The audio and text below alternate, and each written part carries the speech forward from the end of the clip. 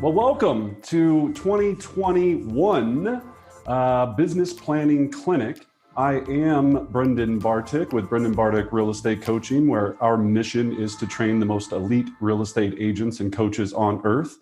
Today, I am accompanied by my partner in crime and the very talented Anna McKeel. Anna, can you please give a rundown today of how this is going to be the best experience possible for all of our wonderful guests? Yeah, absolutely. So welcome, everyone. I'm so glad you were able to make it. I'm thrilled to be co-hosting with Brendan. Welcome to the virtual business planning workshop that's going to really set you up for success in 2021. So throughout this presentation, if you have any questions, any ahas, any comments, go ahead and drop those below, or you can email us at info@brendanbartic.com, and we're happy to help you in your journey to massive success. This training, along with 75 other agent trainings and video tutorials, are available on our official YouTube page, Brendan Bartic Real Estate Coaching. All of these are on demand 24 hours a day. And so if you like what you see today, it would mean the world to us to subscribe to our YouTube channel and be notified every time we drop a new video, a new agent training. And I'll be here every step of the way. So if you need anything, don't hesitate to reach out. Excellent. Thank you so much. So to make this as powerful a process as possible, a lot of P's in there, we provided a handout, which I believe is also in the chat box. Now, if you were able to print that out, that's fantastic. It makes this experience, yes, Orlando's got it, very good. It makes this experience that much better. Christine in the house, thank you. If you don't, though, it's okay. We can still work around that. Again, I know our home printers are running out of ink on the regular, so don't worry about it. If you don't have the printout, we'll be able to function without it. So we have 2 hours to plan out your entire 2021. All right, that's not a lot of time, but it is the perfect amount of time if we focus and if we're very, very specific on our intention of what we want to accomplish. And what we want to accomplish is by the end of this session that you have a clear understanding of exactly what you need to do every single day and almost every single hour in 2021 to get exactly what you want. Now, I've done tons of business planning clinics. I've used this same process for myself. If you don't know me, or if this is your first time joining us, I am Brendan Bartic. Now, I've been a real estate assistant. I've been on a team as a buyer's agent. I then started my own real estate team.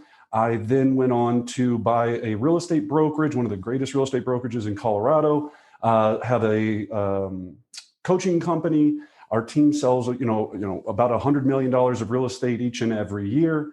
And when I was an individual agent, I was selling over 100 homes a year myself, year in and year out, using this exact plan.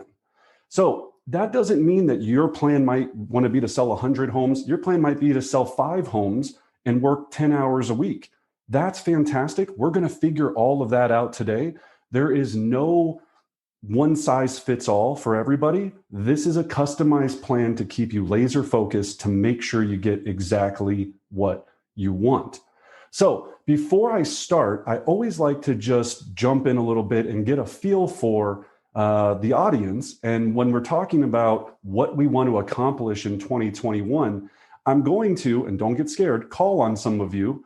So remember, the mute button is in the lower left-hand corner of your screen. I know everyone's surprised by this every time we go into this process.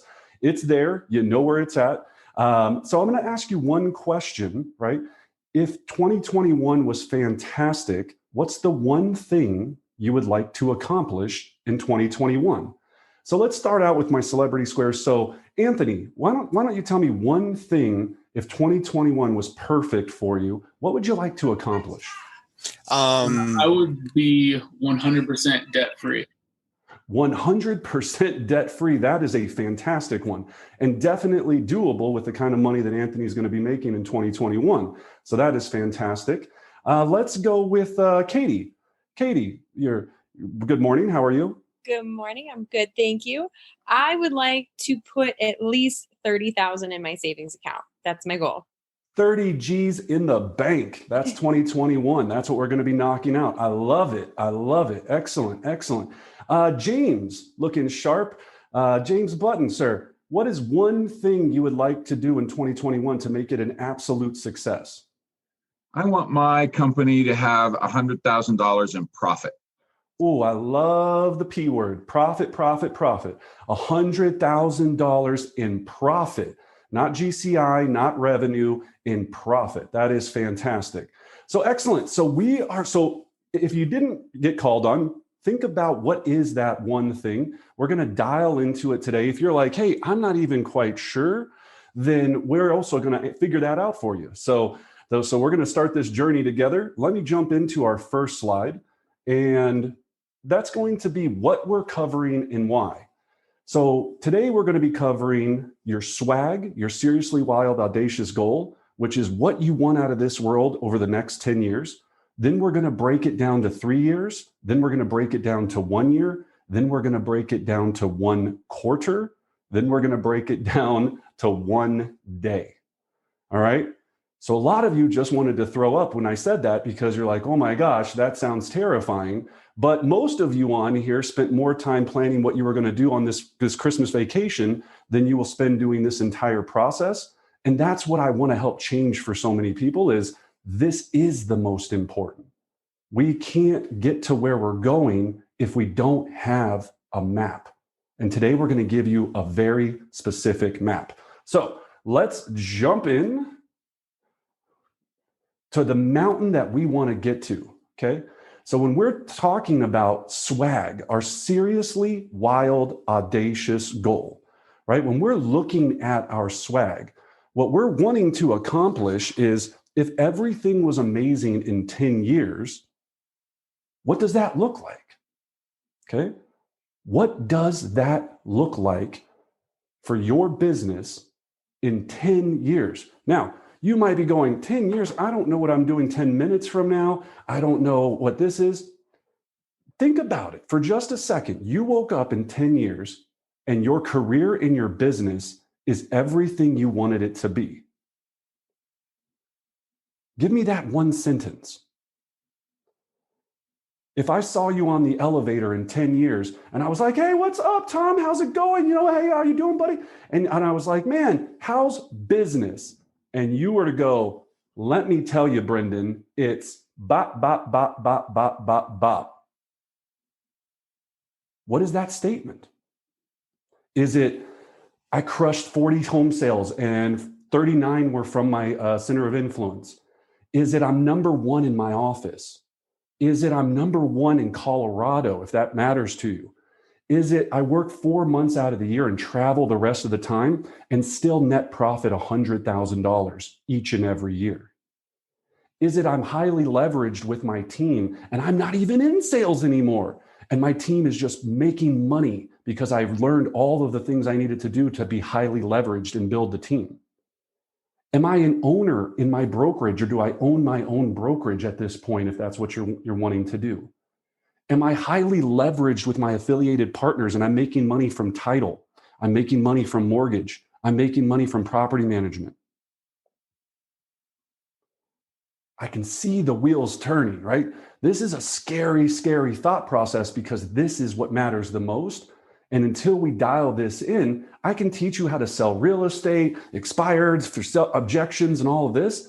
But if you don't have that big why that's going to get you out of bed when that alarm rings at 4:30 in the morning, 5 o'clock, 5:30, whatever it is for you, those that sleep in until 5:30, right? If you're sleeping until 5:30, what's going to get you out of bed when that alarm goes off? Because you're so freaking excited when you get to the top of Everest that you can't sleep. You don't even want to go to sleep because you don't have enough time to finish all the things you want to do because that 10-year goal is so amazing that you can taste it. You can sense it. Okay? Now, if you're going, I still don't know. Then what I always say in this process, write down your dream list. It doesn't have to be one thing. Just start writing down. It's like, Dear Santa, I would like to be better looking. Dear Santa, I would like, whatever it is that you're writing. Hey, with a lot of money, you can fix anything. So some of you are in luck. We can fix a lot of things with money. All right. So just kidding. You're all beautiful. You're all beautiful. So what is that dream list? Right? So who would be very honest with me and like to share theirs? I love it. I love it. Orlando. Let's go with Orlando. Yeah, I'd like to be a top producer with a very strong team, multiple streams of income, and paid off homes and rental properties. I love it, Orlando. Give him a hand. That is a fantastic 10-year, right? Now, today, what I'm going to go through, and I'm going to really dial this in, is we're going to use the SMART acronym. Okay, SMART, S-M-A-R-T. Whenever we set an intention or a goal for the rest of your life, you will hopefully use this acronym. Anytime we set an intention, it needs to be specific, measurable, attainable, relevant, and time-based. Okay? So what Orlando just said is what so many of us do is we put out an intention, but if he took that acronym and laid it on top of that, how would he change that statement? So let's go back to his first, I want to have a top producing team. Is that very specific? Okay, so all we would tweak in that is, I want to have the number one team in gross commission income in the state of Colorado. That's a specific, very specific goal. If that's what he wants. Could be in Denver, it could be in Detroit, it could be in his office, it could be what have you. All right? Now, I want to own rental properties. As we go in today, every interview I do, and I interview thousands of people, all of these things, and when I'm talking to people about what would you like to accomplish, everybody goes, I want to own some investment properties. You don't want to own investment properties. You want to make money from what the investment properties do for you, okay? What you want is passive income. So to tweak that next layer of his goal, I want to own 6 investment properties that are producing X amount of cash flow every year in 10 years, or 10 properties, or 20, one property a year in 10 years. Can you own rental properties and they suck and kill you? Yes, I sell them all the time, right? We sell them all the time. People are like, I can't stand it. My renters, you don't understand, Brendan. All right. So think about that SMART acronym. Let's really be clear on what we're going to be doing today. Anthony, would you mind sharing yours? Now he's like, great, I have to say it after him saying all that. I want my totality of business and businesses to be netting me and my family $2.5 million 10 years from now. I love that it. Includes a real estate team, my personal production, investment properties, investments in title companies. Yeah. I love it. Thank you. Give him a hand. It's not easy sharing your vision, but we know the more people that know it, the more likely it's going to happen. And we know if it's visual and written down, 33 times more likely to accomplish it. All right. Now he still has some work to do because he needs to still overlay that SMART acronym on it to fix all of those other pieces, but he knows the net number that he wants to accomplish in 10 years. Now we just got to figure out the rest of those pieces. All right. So excellent, excellent. Let's jump back in here and we're going to figure that out in just a second. My cool slides here. All right. So you've you've now identified your swag, your seriously wild, audacious goal. Okay. So that's your 10-year. All right. Now what we're going to be looking at is if everything was awesome. And I love this, right? And again, if you hear the Lego song playing, everything was awesome. Everything is cool when you're part of a team. If you don't know that song, I think about it all the time, right? If everything was awesome in 3 years, everything was awesome in 3 years in these specific categories. So if you don't have the workbook, and you don't have this beautiful page that we made for you, on a piece of paper, please write a giant plus symbol or a cross or whatever you call it. Just make it look like the screen if you do not have the workbook. Okay? Now, in the upper left-hand corner, I want you to write the word career. In the upper right-hand corner, the word wealth, the lower left, health, and then in the lower right, self-development. So if everything was awesome in a 3-year time period, and we're sitting here and we're toasting your favorite beverage, and we're sitting there and we're going, Brendan, you know what? I nailed it. What does your career look like? And when I say career, this means your actual business, your job, what you're doing on a daily basis. Okay? Now, you should have 3 to 5 bullet points for each one of these sections. So your career could be, I have a successful business and I'm selling 30 plus homes a year, and I really enjoy teaching and coaching. I'm teaching at least 1 class a month. And I have 2 agents that are buyer agents on my team that are helping me do this or that. Or I've got an executive assistant in myself that I'm training and helping that person get their goals and get everything they want. Okay. Then in the next column, you have wealth. So when we use that word wealth, what we're looking for here is, what does your money look like, right? What's your net worth in 3 years? We hear a lot of times, pay off school debt, pay off debt, own multiple investment properties. The number I want you to fall in love with, especially from here on out moving forward, is, what do I make in passive income every month? And what number do I need to make in passive income every month to live the lifestyle that I want and never have to work again unless it's by choice? Think about that number.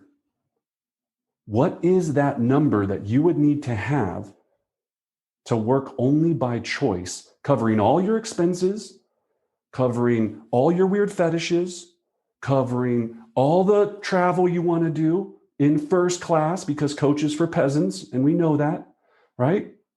Right? What is that number that covers all of those things?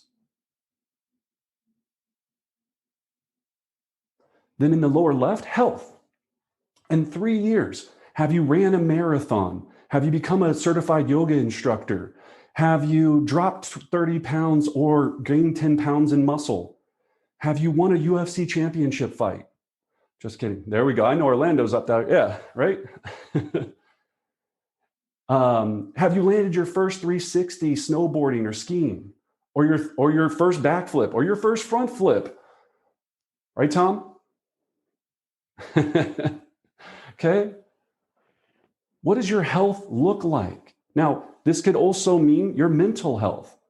How many books have you read? Well, we're going to get into self-development. That kind of goes into both categories, but I'll explain here in a second. All right. Cool. Now, self-development. This is the one that everybody usually passes by and doesn't realize is the biggest one that'll get you what you want. So self-development, how many books am I reading a year? How many seminars am I attending? All of you are accomplishing it right now. Right now, 44 of you chose to actually take your business serious and your future serious and take 2 hours out of your day and stop shopping on Amazon last minute for all your presents. Even though you're thinking about it right now, you're like, oh my gosh, Uncle Joe, I totally screwed up and forgot him, right? I woke up this morning in a panic. I was like, oh my gosh, I'm missing these 4 people and I'm screwed. I'm running out of time. We'll get it done. We'll get it done. This is more important. All right. Now, self-development, looking at seminars, weeks off for time of learning, books that we're reading. Okay. Coaching programs that you're going to be involved in. Who are the people you're around? Your network is your net worth. Who do you have around you, and do you need new people? I did. I'll be the first to tell you. I had a bad network for a long time, and it was killing me. Cool? So everybody's got it? All right. So we'll do a fun thing here. So let's go with Heidi. Heidi, give me one, if you wouldn't mind or be so kind, for career. That's the one square that I have nothing in right now because I did it before and it was too specific in 3 years. It was to build it was too vague. It was to build a travel retirement fund, take stress off my husband. It didn't fit. So I needed to reevaluate. I love it. All right. So it's still working on it. So you have an hour and 40 minutes to figure it out. Just kidding. You can definitely work on this afterwards. Let's go with Tyler. Can you give me one for career, buddy? Yeah, within 3 years, if everything is awesome, I'd like to be selling 25 homes between myself and a team, working less than 40 hours a week. Boom. That is beautiful. Well done. And I know Tyler's one of the most motivated people on the planet, so he will make that happen for sure. Excellent. Somebody give me one for career, or excuse me, for health. Let's go down a notch here. So health. So let's go with, Michael Hudson. What are you going to do for your health? Plan monthly activities, focus on activity and team building. Okay, for your health. So say that again. Yeah, so like physical activities focused on team building. So getting pages together from around here, just in the network, and just to focus on being active. Okay. Maybe go on a hike, do something like that, and just try and set up something for monthly. All right. So Michael, let's try to make it specific. Everything from your life from now on, that SMART acronym. Mm-hmm. Okay. Excellent. But still very good. All right. Give me one for self-development. And let's go with Clint. Clint's a guy that I know loves self-development. What are you going to do for your self-development, Clint?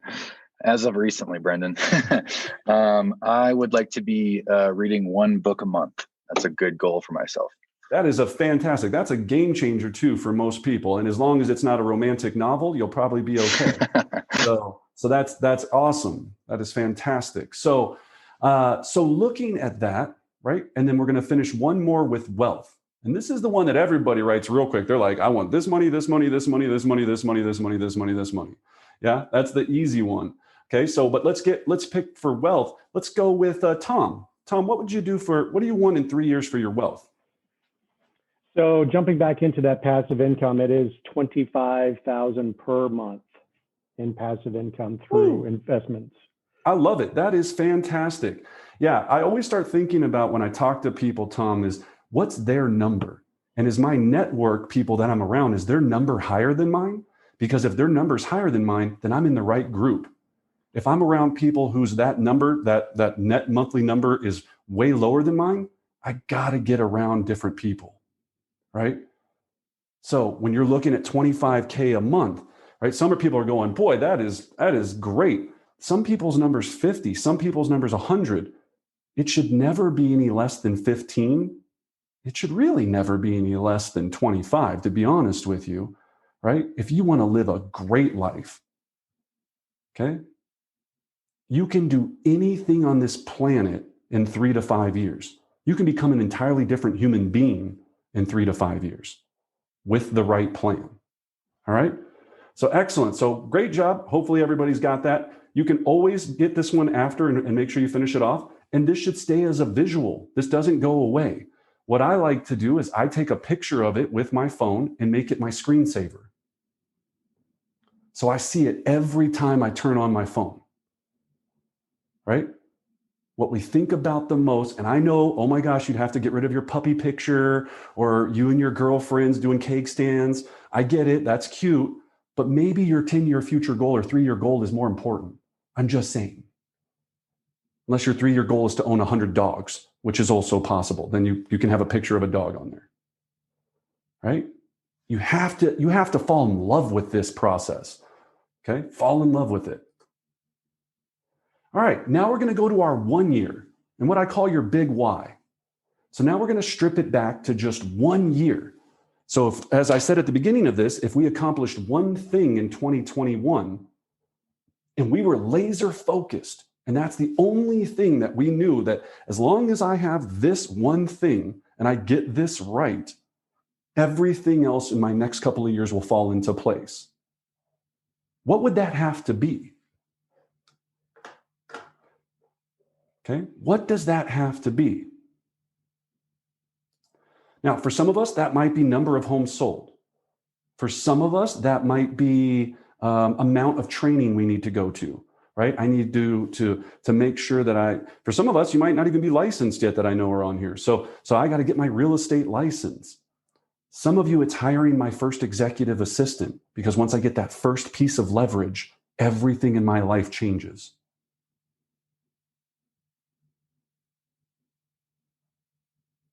What's the one thing?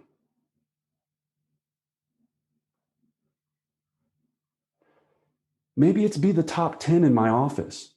Maybe it's be top 5, top 3. Maybe it's be the top in my board of realtors, top 20. I used to have a list on my wall. And when I started out at Coldwell Banker years and years ago, I was out of the entire board of realtors, I was 19,262 on that list. Now I'm number 5. And that's just because a bunch of people have builder contracts. Just kidding. I'm not complaining. It's all bull. It's all bull though. No, just joking. Right? Yeah. Great job, DR Horton. Cool. Good for you. No, I'm not bitter about it, but that's the truth. But that's what got me going. Imagine breaking into the top 100. These are those little things. Does it matter? Does it matter to me if I sleep at night, if I'm not number whatever? But it means that I'm one of the best in my field.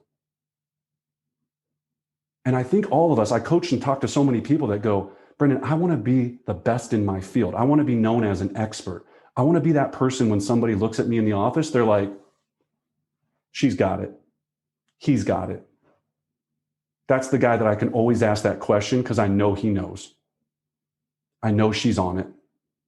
All right. So make sure you're clear on that. All right. Ooh, shameless plug. YouTube. Join us on our YouTube channel. Anna, tell them why it's so important. Well, it's the only thing that Brendan and I really want for Christmas is for you guys to subscribe to our YouTube channel. And like I mentioned at the beginning of this session, there's over 75 free on-demand videos, agent trainings, tutorials. Don't miss out. So go ahead. I'm gonna go ahead and add the link to the chat box. So go ahead and click it, subscribe today, and you would make us very happy as we continue to try and reach our goal of 1,000 subscribers. Beautifully said. All right. So now let's get into some numbers. Now we've got a big vision. What you just did is you established your vision, right? Your vision. And that's so important in our business. Now we need to make some money to support that vision and make sure that we completely understand this. So this is the most easiest way that I have developed, and Anna and our entire team have worked on tirelessly to make sure that you understand your numbers crystal clear. And some of you, as soon as I said numbers, you were like, oh my gosh, right? I don't want to talk about numbers. But as a business person and as an entrepreneur, which you are, you have to know your numbers and you have to know them immediately. I was talking to a very high producing agent the other day and I go, how many homes did you close this year? And she was like, yeah, I don't even know. She's like, that's a really, you know what? I got to go look. If you don't know how many homes you're selling, or you don't know what your goal is for how much you're wanting to sell or what your GCI is, then how can you be on track? That would be like me setting the goal to say, look, I'm going to plan a trip down to Austin, Texas, and I'm not going to have a map of telling me how to get there. I'm going to hop in the car and just pretty much try to figure it out and see if I end up there. That's not the most efficient way of doing this, and that's where we lose so much time. So we're going to work out some numbers. So on your worksheet here, if you don't have the worksheet and you're going to do this, just write down my GCI goal is, and then put in your the number. So for 2021, GCI stands for gross commission income, meaning how much you make in total revenue for 2021. So write that number in. The next number you have to be able to do this efficiently is What is your average sales price? Now, if you don't know and you're going, hey, I've sold one house and it was for 900,000, your average sales price isn't 900,000. I'm just letting you know, right? But if you sold 12 homes last year and out of all of those homes, you took the prices of all 12, added them all up and divided them by 12, that would be your average sales price. If you don't have that or have no clue and you're in your local area, figure out what the average sales price for your local area is. In our office, it's $500,000 is the average sales price. Just a nice, easy number. It's like 497 point whatever, but it changes, of course, but 500 just makes it easier. If you're in an area that average sales price is 250, because it's just a different type of area, have 250. If you're in an area where you're selling all luxury and your average sales price is $1 million, like you're up in Vail or Aspen or San Francisco or New York City, your average sales price could be 1.5 million. And we all hate you, just so you know. Okay? All right. So cool. So now my gross revenue is blank per closed transaction. How much do you make on average per closed transaction? So if your average sales price is 500,000 and your average commission is 3%, you make 15,000 per closed transaction. Okay. For all those that are like, man, I just really want to I'm just going to follow this plan. This is the easiest thing. You're just like, cool. I don't have to do any math. But for the rest of you, you hopefully have your calculator out and you're calculating these things, right? It could be 12,500, 7,500, 25,000, just depends. All right. Now, what we need to do with this number is we're going to immediately, and don't start crying, we're going to rip out 50% for taxes and expenses. Right? So 50% is gone right out of the gate to Uncle Sam and all the money you're going to invest in your business to have it continue to grow and to leverage and to pay things and to create great marketing and to have a TV commercial and a billboard and a bus bench and 15 assistants and a makeup artist and a tattoo artist. All of these things you're going to have. We just make it easy of saying 25% is going to go to taxes, 25, and we know that's low for some of you, depending on what your income is, but that's about, some might be the average. And then 25% on average for expenses. So your gross revenue now is 7,500. You just went from 15,000 to 7,500. All right. So now my net revenue per closed transaction is 7,500. We're going to take that number and I need to figure out how many deals I need to close per year to make the net revenue that I want to make. In this case, if I want to make $500,000, I need to close 67 transactions to make that number a reality. Okay. So I'm going to pause here just for a second because when we do this event live, we get some confusion here. So does everybody know that number up until this point? And if you don't worry about it. Let us know so we can help you. This is the place. This is a safe spot, skate spot for any questions, right? We make fun of you after this event, not during it, just so you know. Okay. All right. All right. So hopefully you got it, or you're just lying to yourself. If you're lying to yourself, call us afterwards and we'll definitely help you through it. We want to make sure you get this because it's very important. All right. Now, the next thing we need to know is that when 60% of my deals come from listings, which is the right amount that you need to have coming from listings, I need to sell how many listings, or I need blank amount of listings sold per year. So we're going to take the total amount of closed deals that you need. In this case, it was 67 for our example. And we're going to take our calculator and times it times times 0.6.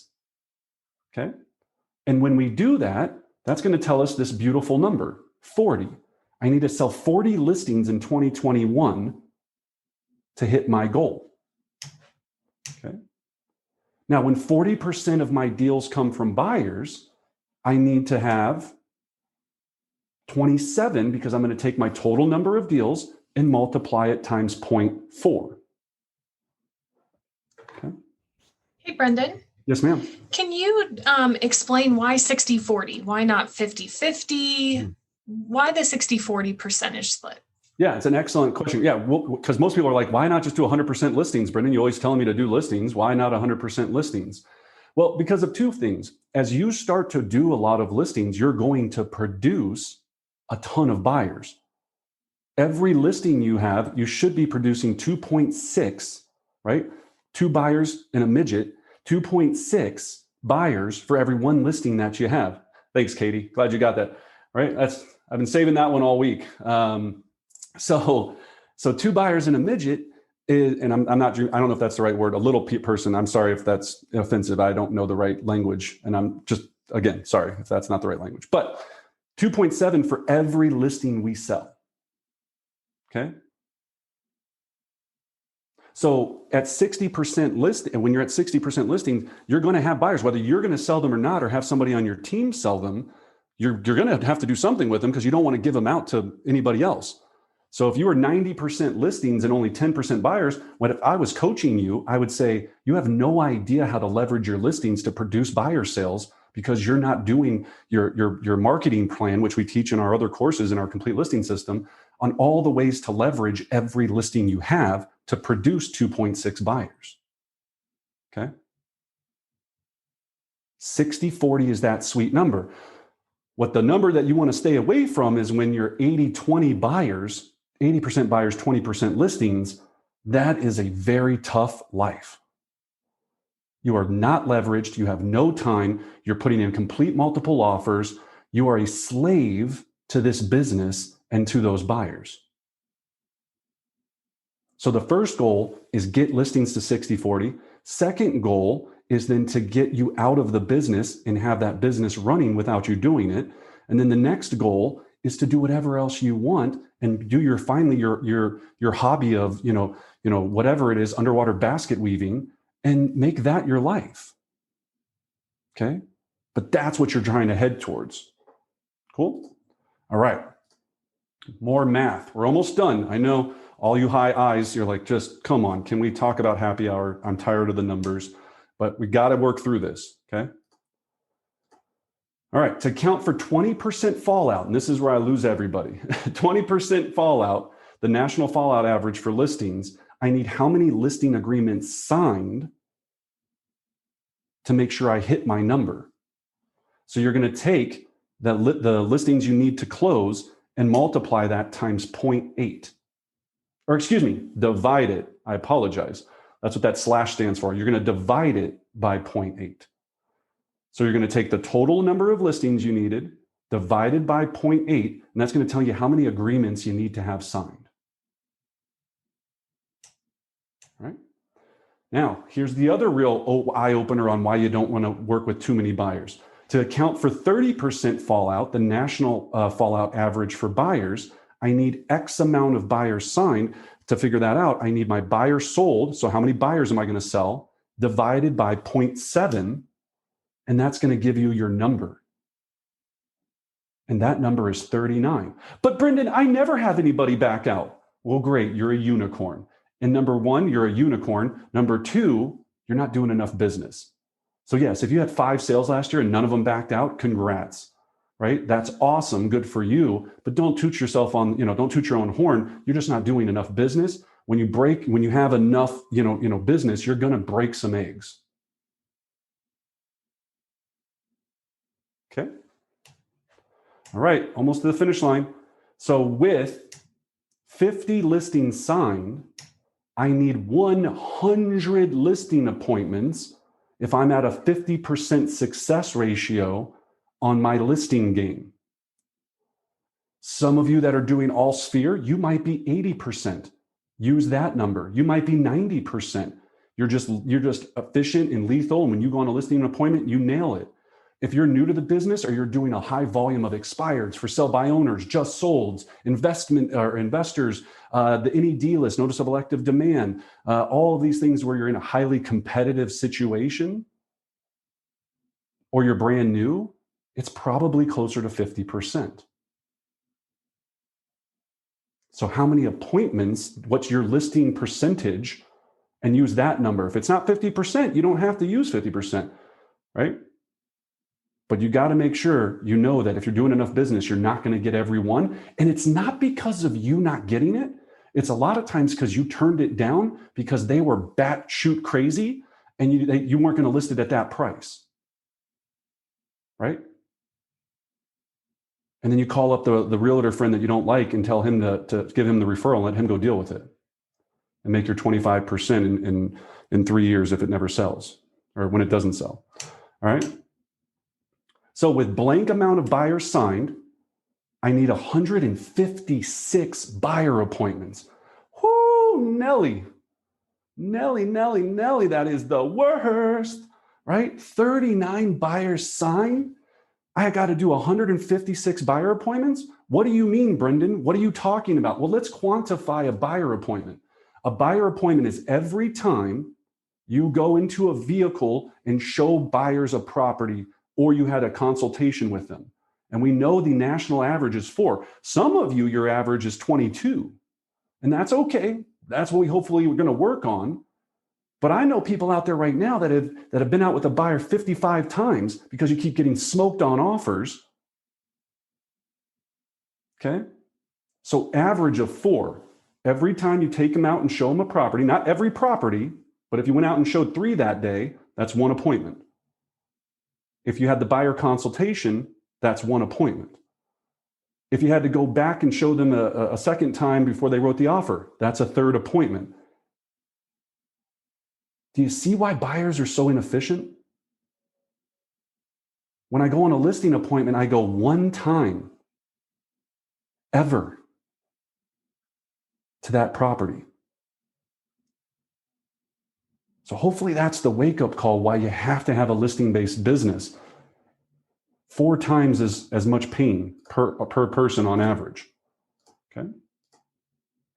So total appointments needed per year, I'm going to take my total listing appointments, total buyer appointments, and for me to make $500K at really, basic average, listing percentage conversion and buyer percentage conversion, I need to go on 256 appointments for that entire year. Okay. So I'm going to stop here because a lot of you, I know, didn't do this exercise, and now I'm going to make you uncomfortable by calling on you. So congrats, right? So let's go with Grant. How many appointments do you need to go on, Grant, in 2021 to hit your number? 158. My man, give him a hand. 158. Either he's good at lying or he actually did the equation. One of the two. Either way, I'm impressed. Excellent job. All right, so he's got that. Does anybody not have your number, and can we help you through it? All right, Christine, yeah, come off there. How can we help you? I have every one of them except for the appointments. I added in my extra amounts. I doubled it. I did all of that, and then I got lost. No problem. So how many listing appointments do you need to go on? 110. I apologize. How many listings do you need to have signed? Signed is 55. Okay, multiply that times 2. 110. 110. And then how many buyers do you need to have signed? 41. Okay, multiply that times 4. That's where it is. Add the 2 together, and that's your beautiful number. Everybody else awesome? Dope. Let's move on. Thank you. You're welcome. Thanks for asking. All right. So at 50 contacts per appointment, I need how many conversations about real estate to hit my number? Now, why 50? I've studied this for over 20 years. Every agent in my organization tracks their numbers. I track my numbers. Now, 50 contacts means 50 conversations about someone buying or selling a home. So not you calling your database and talking to them about the weather. This is a conversation where you're calling somebody and saying, great, John, how's the family doing? Good. How you doing with COVID? Awesome. Hey, John, I have a couple of buyers right now that are really having a hard time finding something in Highlands Ranch. Do you know of anybody that might be looking to sell in Highlands Ranch? Because I got to get these people something. No, Brendan, I don't know of anybody. All right. And John, just real quick, since I got you on the phone, it's been a while since we chatted. If you were to move, where would you go next? Well, we probably move in 2 years here when the Johnny graduates high school and we're gonna head to a smaller property and downsize. That's exciting. Oh my gosh, that's fantastic. So 2 years, that's awesome. And so again, have you had a current analysis on the home? Do you have any idea what it would be worth right now? Well, why would that matter? Well, it's nice to have a baseline, John, because what I like to do is come over, meet with you now, talk about any projects that we want to complete over the next 2 years to maximize your total return when the time comes. I'll actually be in your neighborhood this weekend anyway. Does Saturday at 1 o'clock work, or is Sunday at 2 better for you? That's a conversation about real estate. Okay? So are we having those conversations? For some of you, it might be every 10 conversations you set an appointment. Because again, you have a highly leveraged sphere. You have 500 METs, 4,000 habit METs. If you don't know what that is, watch our YouTube channel or join us for our next course. Right? You have 500 METs, 4,000 habit METs. But let's just take this example and say you don't. You would need 12,800 conversations about buying or selling real estate. Some of you just fell out of your chair. Some of you got a little throw up taste in your mouth. You're like, oh, right? You're like, that does not taste good. Okay. Oh, shameless plug. Speaking of taking listings, check out our complete listing system that will teach you how to do this at the highest level. If you do it today, you're getting a 50% off of that package, saving you over $150. It's fantastic. It'll give you everything you need. All right.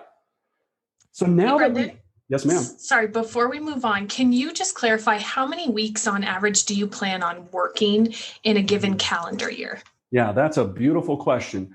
So on general, a top producer schedule is 46 weeks. Every number is based on 46 weeks.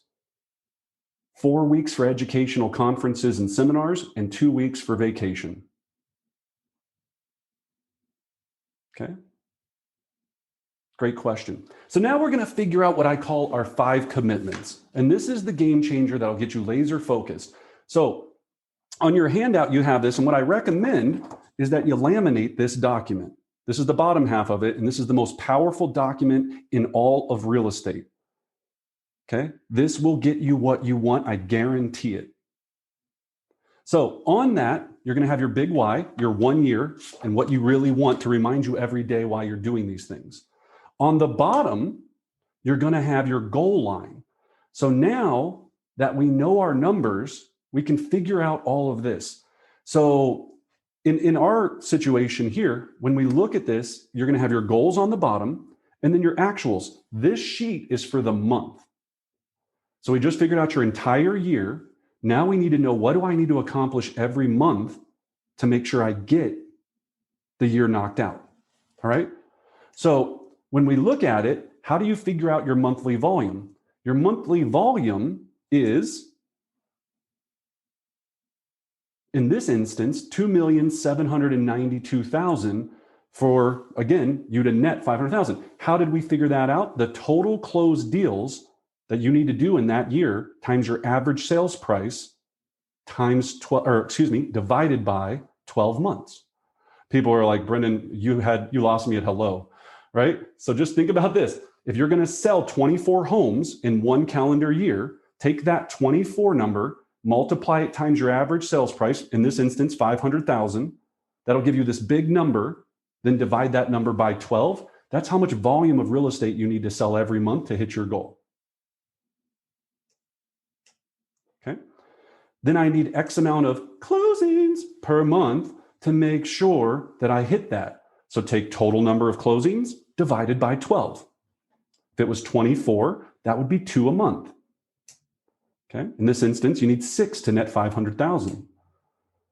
All right. I need how many signed deals per month? So take your total signed divided by 12. You have your number.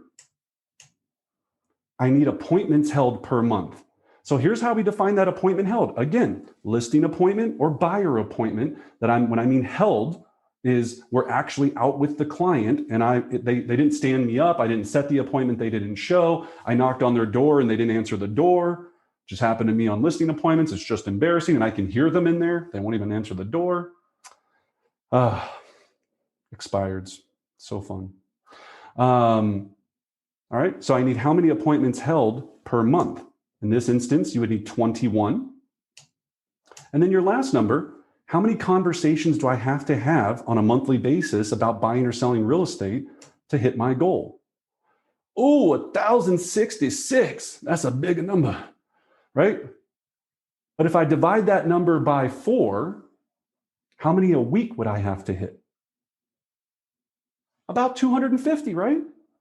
That's a lot of conversations about real estate. But we're talking about if you're at a 50-to-1 ratio, number one, and we're talking about not only being at a 50-to-1 ratio, 50 contacts per every one appointment, we're also looking at netting $500,000 in real estate, okay? Or in gross commission income, excuse me. So if you're scared by that number, here's the way that we break through on this. Track your numbers for 1 quarter and find out what your true number is for how many conversations about real estate you've had versus deals you've closed. Your number is more than likely less, but we will never know unless we find it out, or unless we track it and find out. Find it out. That's great. Okay. But Brendan, tracking sounds like work, and work sounds like a job, and that's not why I got into real estate. Yes, I'm sorry to burst that bubble. That's the hardest part of all of this. That's what separates people from getting to where they want to go. Again, if I wanted to lose weight, we were just talking about this. Me and Anna were talking about it. So remember Weight Watchers, and I think Weight Watchers is still around. It's probably called something like Cooler now. It's like W2 or something. I don't know. But Weight Watchers, if you wanted to lose weight, Weight Watchers would have you come in and you would go on a scale every week or every month, and they would then track your calories and your caloric intake. And by giving you their little disgusting frozen dinners that would reduce your amount of calorie intake, you would lose weight. And Anna, what was the coolest thing that you were telling me about this? What do they also do?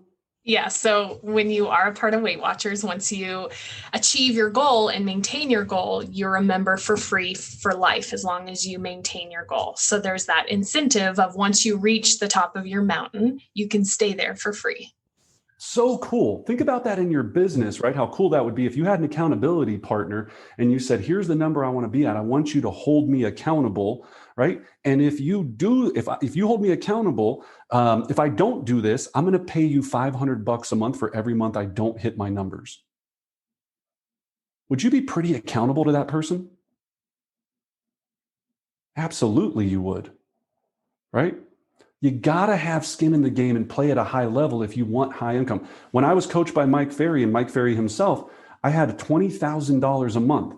Any month that I didn't hit my number, I had they cashed a check that they held for me for $20,000. It happened once to me and it never happened again. And it was the best 20 grand I ever spent. But I was playing at a different level, right? Who do you want to be in 2021? Cool? All right. So we've got all of our bottom now is complete. Beautifully complete, right? Go to Office Max and laminate this thing. If you don't have a lamination machine at your office, we have one at ours, but go and laminate it and write that in, okay? Then up here, every month on that next row, you're going to write in your volume and you're going to change it. You're going to, non-COVID, but you're going to lick your finger, rub out the other number that you wrote in there, and you're going to put your new number in. And then every month it resets. So every week you're filling this in.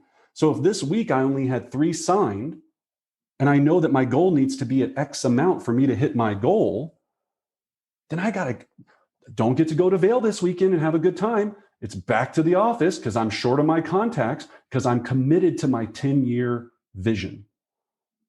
And I'm letting myself down, my family down. You really want high accountability, right? Mail me a letter, and I do this for a lot of our agents on our team. Write a letter or draft a letter, and I want it to basically state this. You send it to me, and I'm going to give this to your significant other, your mother, your father, somebody that would really, you would feel bad about letting down.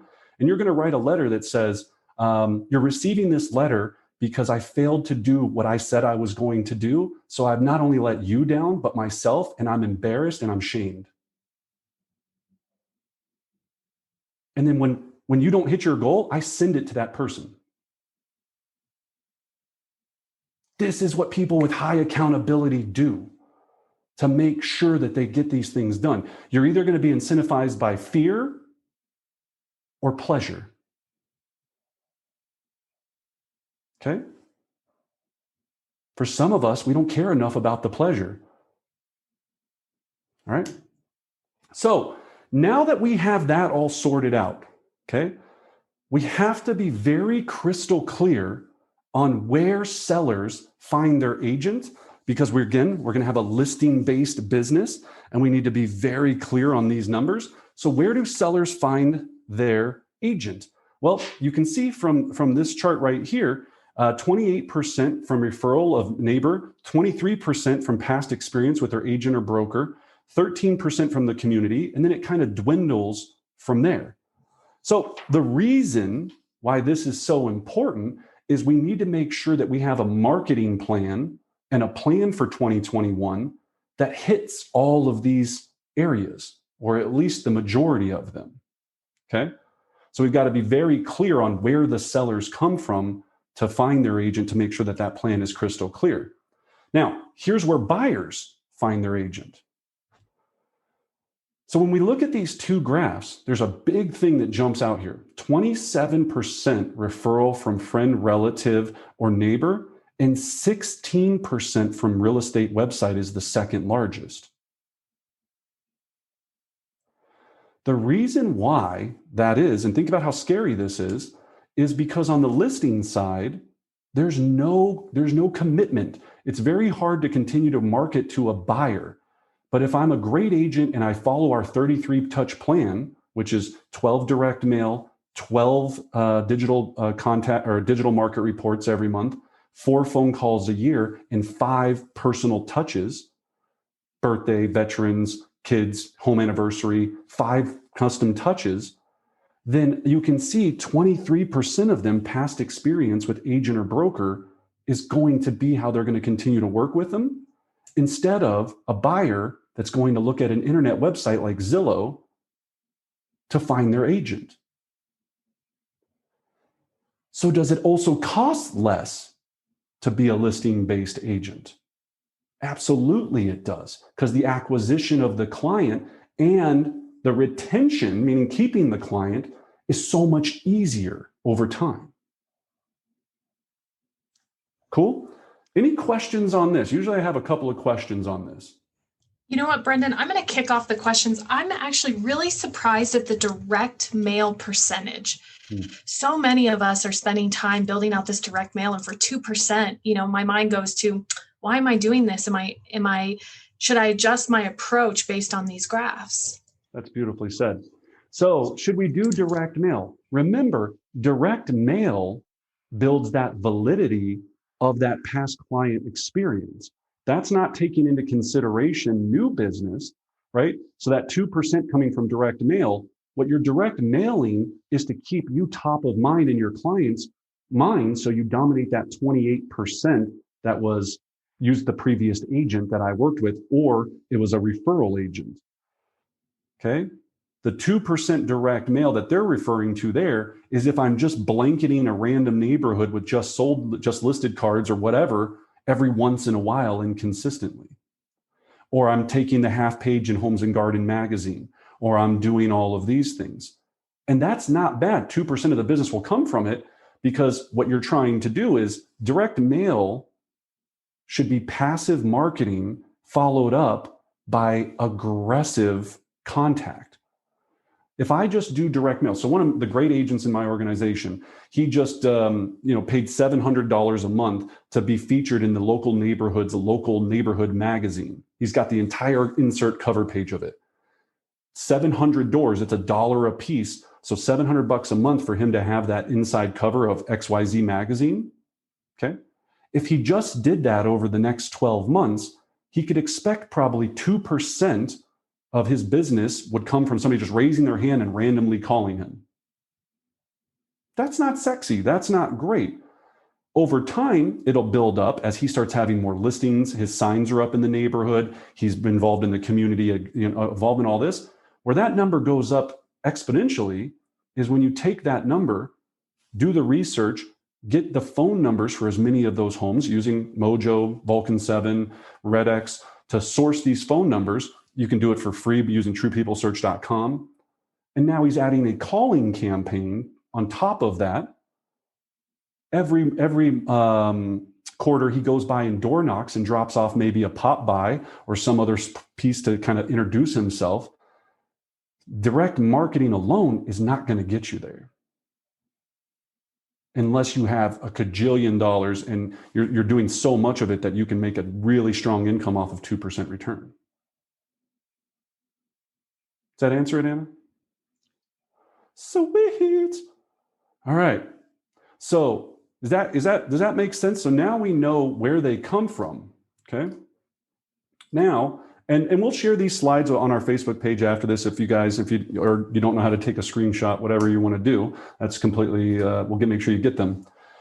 So now here is the $1 million plan. Here's what I guarantee, and I've studied this time and time again, all of our coaching clients, everyone that we work with, this is what will get you what you want.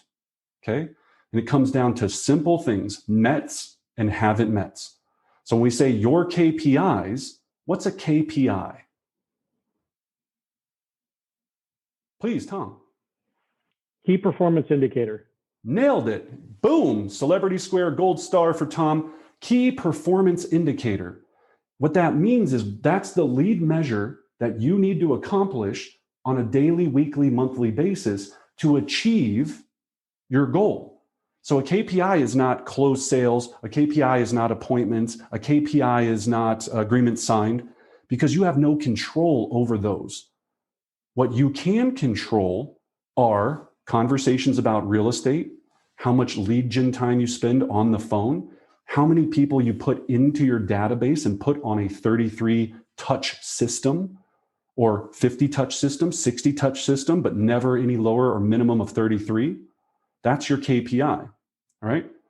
So now to accomplish your goal, we know at an average sales price of $500,000 to net $1 million in residential real estate, net, I mean, after all expenses, all costs, taxes, all of that, that you're going to make, or that you need 500 mets and 4,000 haven't mets, okay?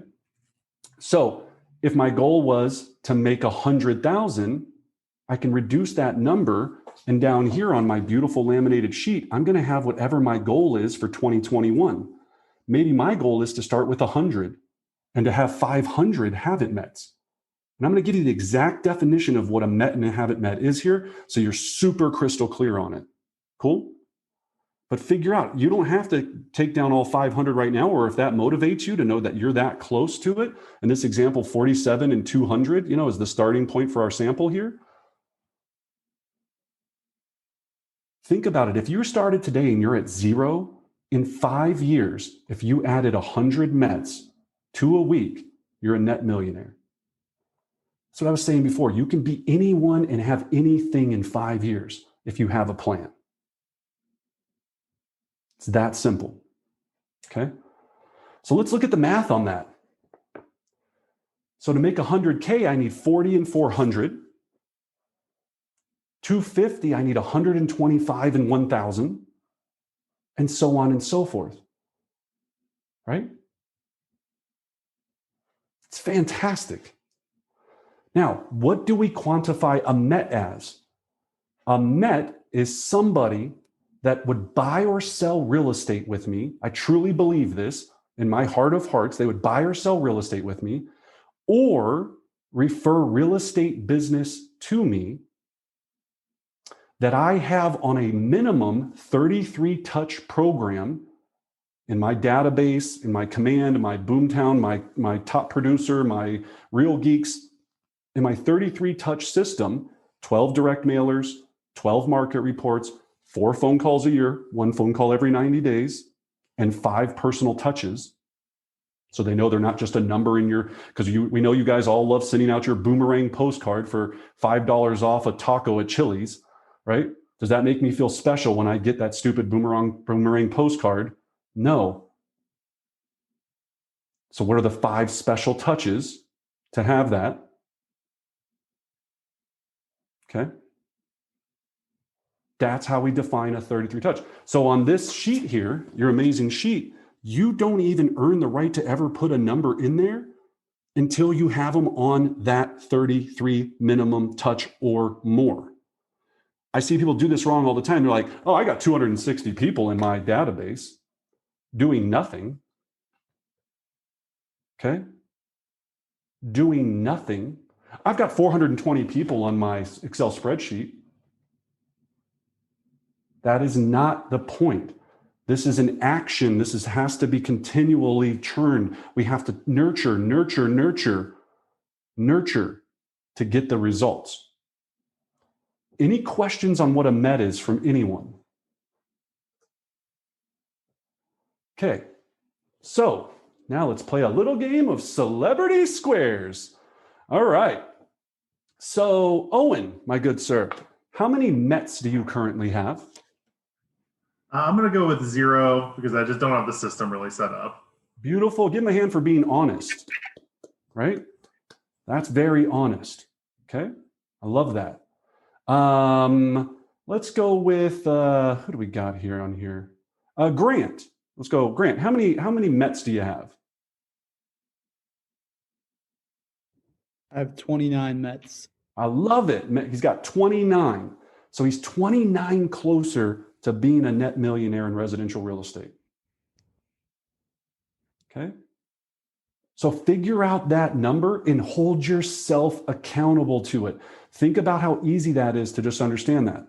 Okay. This will change your whole way of thinking about it. And if you're like, and so you're going to have that little devil on your shoulder being like, Brendan, why should I believe you that that's a real number? I can tell you from all the agents, masterminds across the country, have been doing this forever. I track this for all my one-on-one elite coaching clients, and it works out almost to the penny every single time. Every single time. Okay. I have one client that she has 8,000 haven't METs. She had 0 METs. How much do you think she was making every year on average?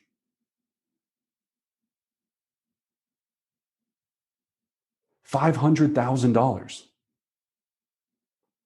8,000 METs a month. She was making 500 grand. But she wasn't taking care of them after they raised their hand. They would raise their hand, she would go over, turn and burn them. So imagine if she had 8,000 haven't METs and 500 METs.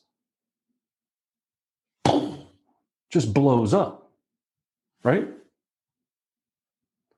And that's where we drop the ball sometimes. We're really good at one thing, but not the other. We're like, I love marketing. My marketing's the cutest, but I hate picking up the phone to make those 4 phone calls a year. That's the hard part, okay? And that's what we're going to work on. And you got to have reasons to call, and we teach all of that and what you're going to talk about so you don't sound like a douchebag. You know, all of these things we teach, okay? All right, so let's define a haven't met. So a haven't met is a target, meaning someone that you're targeting once a month to market to every single month in a focused group 12 times a year. That's a haven't met. So this could be a mailer to your neighborhood. This could be expireds for sale by owners. This could be a charity you're involved in, marketing to the same people in the charity 12 times a year, making it a win-win. This could be a number of different things, but it has to be a targeted group with a targeted message. Once a month, 12 times a year. Okay? Then when they raise their hand, you're going to put them into your 33 touch client for life system. Love them, love them, love them, nurture them, nurture them, nurture them. And then bloop, money babies pop out. Money babies start shooting out everywhere because you made love to that nurturing campaign. And now you get to receive all the money babies. And all we really want is money babies in this business. Okay? But you have to make love to your business to get the babies. You just have to. All right? Thank you. All right. So Anna always shakes her head at me. She doesn't like the money babies. I think it's hilarious. I don't know what, I mean, if you don't think money babies is funny, I don't know what we're talking about. That's hilarious. All right. So your lead generation system, where do I go? What do I do to get all this dialed in? And what am I looking at for Mets and Habit Mets? Well, we break it down very simple into our 4 planets of success. So this sheet is a powerhouse for you to really understand where you're at and having a well-balanced system. That's why it's in the middle for success. And what we're looking at here is if we go kind of starting up in the right-hand corner of your screen there in prospecting, right? Prospecting means lead generation, anything that you're spending your physical effort on time to do to produce business. So this would be cold calls, door knocking, open houses, sharpening your skills on role play, making sure that it doesn't take you 50 conversations to get 1 appointment. It takes you 10 or 3. Okay. So if you had to scale and rate yourself on a scale of 0 to 100% on how strong your lead generation system is right now, meaning you do it at the same time every day, you know how many people you need to call and where to call them, you know all of these things, in that upper right-hand blank line, what would you give yourself out of 0 to 100 in scaling your own report card and saying, I'm about 22%, I'm 95%, I'm 65%, I'm about 50-50. I do it sometimes and I never go to role play and I call my database on a regular basis. What's your score? Okay. Networking. So charity, alumni, chamber of commerce. And let me throw a thing on this with networking. And you're receiving business, closed transactions from that category each and every year or each and every month. So what would you score yourself? This could be meetup groups, hiking groups. What is your networking game like right now? Are you on the board of directors for a charity? Are you the president of your golf club? Are you the team captain of your bowling league? And I know with COVID, but Brendan, what do we do during COVID? Figure it out. Everybody's doing all kinds of things. Book clubs, wine clubs, virtual this, virtual that.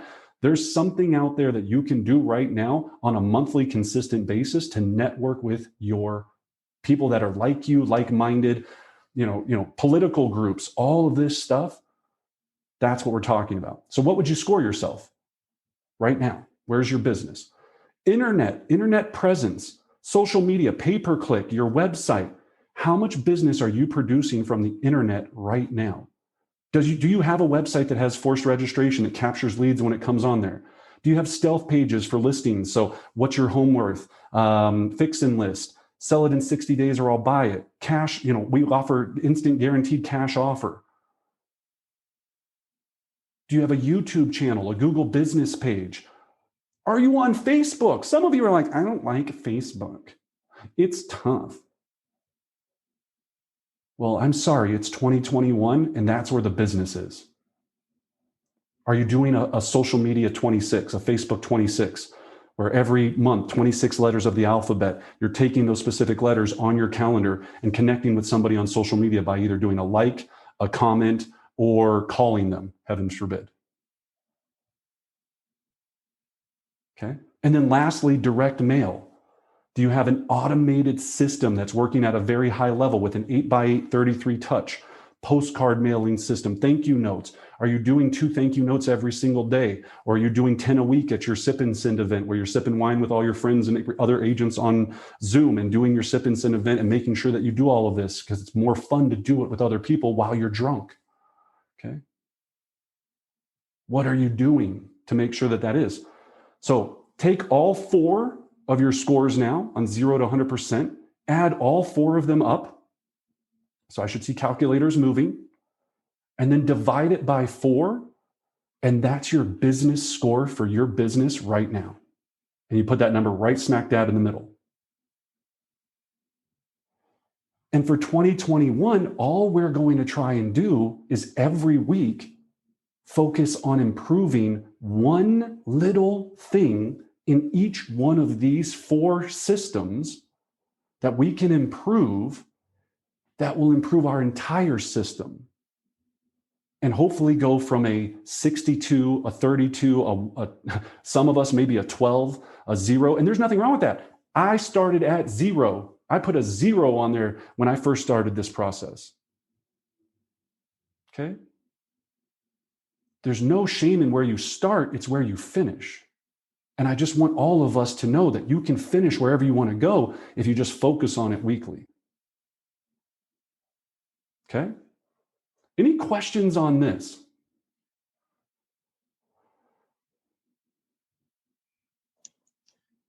I have a question, Brendan. Please. Because I was putting a 0 on a couple of these, and when I got to one of those, I put ARG.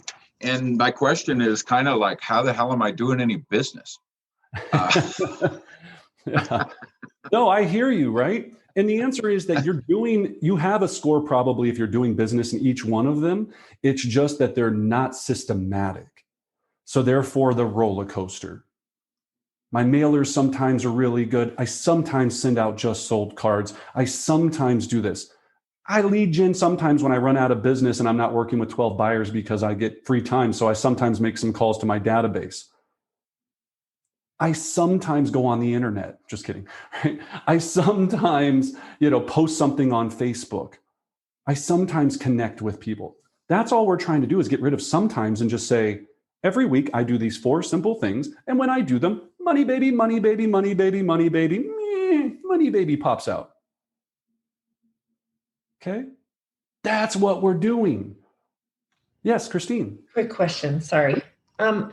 I'm sure you have one, but out on your videos, do you have anything that goes through basically this again slower? Gosh, where I can hit repeat and repeat, repeat? Oh, I love you so much. Just setting me up here. So yeah, our video, Market Your Way to Millions. Okay. Anna will put it out in the link here or afterwards. We'll send it to you. Market Your Way to Millions breaks down our exact process. We have on there the mailers we use. We have on there everything, all of that. It's all sorted out for you. I think it's an hour and 22-minute course. Okay? Exactly what I needed. Thank you. Excellent. Thank you. And remember to hit the subscribe button and ring the bell. I already did. Oh, love you. Merry Christmas to me and Anna. Thank you. All right. So moving through this then, and that was a great question, right? That's the part where we get stuck. So let's focus on this real quick. We get stuck in analysis paralysis and going, how am I going to set this up? I've got 490 people in my database. Brendan, should I import them into a CRM? Should I do this? Should I do that? Here's the easiest thing. Just start over. Take your database and put them into a system one by one, every single one of them. Delete your whole database now if you don't have this operating. You're like, wait, what? Or don't delete it. Export it out so you don't lose the people. Then put them back in 2 people at a time, either every week, if you're going to be committed to 2 a day. And as you do this, what you're going to do is put them on the system as you put them in. So go into your CRM, put them on a market report. You can do this through your MLS if you don't have a CRM or a website that does this for you. Put them on a once a month. And people are going, what do you mean, Brendan? Active pendings closed in their neighborhood, sent directly to them with a cute little message once a month, every month for the rest of their life. That's all a market report is, guys. You can use MLS for free if you're paying for the MLS already. Well, I guess it's not for free, $35 a month or whatever you're paying for your MLS. Or you can have a sexy company like Altos Research is what we use because it has graphs and charts and beautiful things and it's gorgeous and all of these things, okay? But don't let it hold you up. Then I'm going to tag them in my system and I'm going to go and make sure that I know that they're all set up for my mailer and I have their home address. A lot of us, we have data, we don't even have the home address for our clients. And yes, it sucks and it takes time to find it. Then I'm going to go and connect with them on every social platform I can immediately and comment, like, heart face, thumbs up, something that they said about their I was going to say stupid kids, just kidding, about their stupid dog, just joking, or whatever it is. And I'm like, oh, that's so cute, heart, heart, heart. I'm just kidding. I love all your guys' dog photos. I live for it. That's actually all I think about every day is liking your dog photos. Okay, but I'm going to do that. Then I'm going to research and stalk them to find 5 special touches. Do I know if they're a veteran? Boom, Veterans Day card. Do I know if they're a father, Father's Day, mother, Mother's Day? Do they belong to a charity that I can support once a year? Boom, right? If I can't figure out anything about them, then in my CRM, I'm going to schedule 5 handwritten notes that are just going to say, just thinking about you. Hope everything's going great during all this crazy COVID. No stupid business card, no cheesy blah, blah, blah. A handwritten note with that line just says, sincerely, Brendan. Or if you know them really well, your homie, Brendan. Okay? That's how we build relationships, and relationships lead to money babies, right? That's what we got to do. And that's how we do it. We're just dating everybody in our database. If I don't write my wife handwritten notes, no money babies. It's over. And she's very clear about it, right? You've got to write the handwritten note. Ladies, am I wrong? Is it nice getting a handwritten note? I love getting a handwritten note. She'll hide it under like a little piece of like macaroni salad in the fridge, and I go to take out the macaroni salad, and there's a little note that says, I love you. Are you kidding me? Like, oh my gosh, how nice is that? And then I eat the macaroni and I feel great. It's just a great time, right? But that's the same thing we're doing for our clients. So just think about that. I know we joke, but I really want you to fall in love with this idea, okay? All right, so we've got our score. Booyah. How do I do all of this, Brendan, and stay focused? Because there's so many things going on. That's why we created our weekly coaching focus sheet. It's a simple one-page sheet that makes sure that you accomplish all of these things and keep them visual on a weekly basis. So you'll notice METs and have it METs. You always want to have your running total number of what they are to remind you every day, okay? The number one thing you have to work on this week. And then what's the one little goal that you need to accomplish every week to progress your system? So let's say if I was doing this, and again, we do this in our elite group coaching program. If you want more information, Anna will post this in here. I can tell you from doing it with all of our agents for years and years and years, it's extremely powerful because we're taking down the big elephant little bite by little bite by little bite. So if we were using our SMART acronym and we were filling this out today, and I wanted to accomplish one prospecting goal between now and next week, what would I write in there? Perhaps it's 50 contacts. I will have 50 conversations about real estate between now and next week. Perhaps it's I'll attend 3 role play sessions because I need to sharpen my skills so I don't have to make 50 contacts. Perhaps it's I'm going to do 2 open houses, but they're going to be 7th level open houses. Or 1 open house is for your lead gen. I'm going to knock X amount of doors, 14 doors between now. But whatever you put on this page, please always think about that SMART acronym. Don't put on there, I'm going to call some people. That is not the goal. Make it specific. Networking. I'm going to research 3 charities that I want to be a part of between now and next week. Then the next week, I'm going to call those 3 charities. Then the next week, I'm going to select the charity that I want to donate my time to. Then the next week, I'm going to do XYZ with this charity, if that's what you're starting to do. It just progresses until it's all gone. Well, it's never going to be all gone. It'll just keep getting better. And you'll look back on these sheets that you started 3-4 months ago and you go, wow, I was doing that 4 months ago. And you'll be amazed by how much progress you made. I always give this analogy. If I wanted to bench press 500 pounds, I wouldn't try to throw 500 pounds on the rack. I would bust my sternum and be like, oh! I would start with 10 pounds and I'd be like, man, I am jacked. I am yoked, son. And I would be feeling so good about myself. And then the next week I would add 2.5 pounds, 5 pounds, another 2.5 pounds. Okay. That's how we get stronger in our business. The best people, they're not the smartest. I have a GED and I'm making buckets of money by having a GED because I'm actually probably dumb enough to just do the simple things very easily. Okay? Don't overcomplicate it. Then at the bottom, the top part is what you need to get done. The bottom is to keep your mindset right. So what was your brightest achievement? What was your challenge? Something that you learned from reading, listening to a tape. We got to update that because I guess that's how long I've been using this, is we still had tapes back then. I didn't even notice that. Listening to a podcast, listening to a book. At the moment, my greatest focus when working on my business is prospecting, lead gen, my database, my networking, whatever it might be. I'll focus on improving this immediately. My schedule, I'm going to start the same place every time, every day. Okay?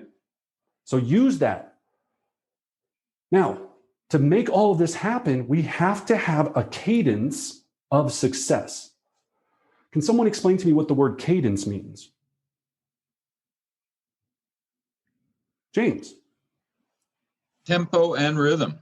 Tempo and rhythm. Left, left, left, right, oh, left, right, oh, left.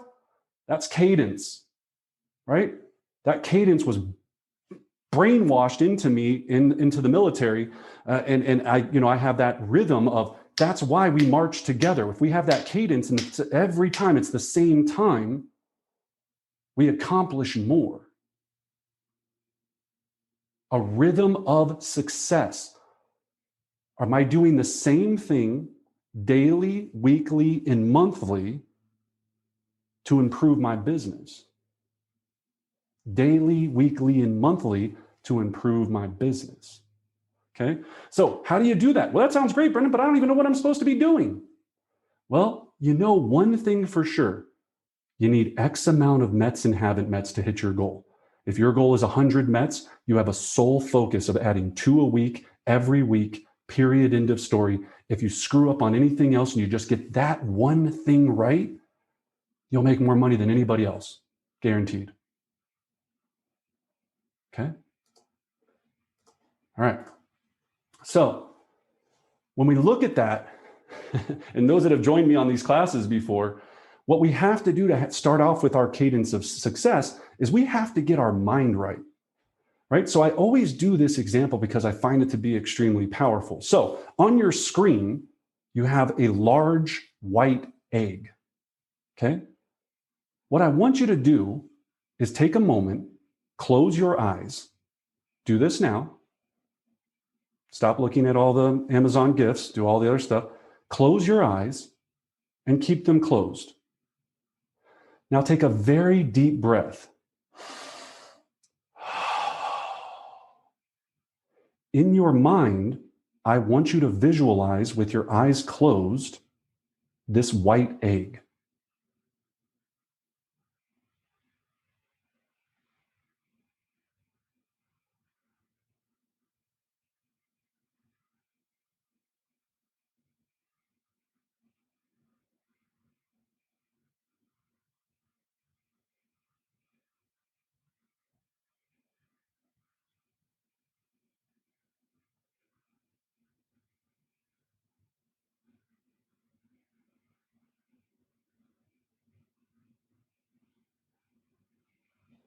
Now open your eyes.